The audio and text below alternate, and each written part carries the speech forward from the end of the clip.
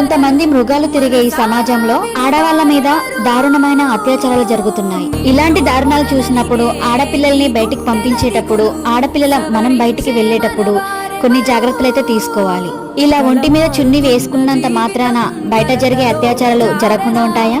పసి పిల్లల మీద జరిగే అత్యాచారాలు ఎలా జరుగుతున్నాయి అని కూడా మీరు అడగొచ్చు. కానీ మనం ఇలా ఒంటి మీద చున్ని లేకుండా వెళ్ళినప్పుడు ఎలాంటి చెడ్డవాడి దృష్టి మన మీద పడకుండా సెల్ఫ్ గా మనల్ని మనం ఎంతో కొంత కాపాడుకోవచ్చు. ఈ సమాజంలో పసి పిల్లలను కూడా కాపాడుకోలేకపోతున్నాం. ఆడపిల్లలున్న ప్రతి తల్లులు ఆడపిల్లకి గుడ్ టచ్ ఏదో బ్యాడ్ టచ్ ఏదో నేర్పించుకోండి. ఆడపిల్లల్ని ఎప్పుడూ ఒంటరిగా వదిలేయకూడదు.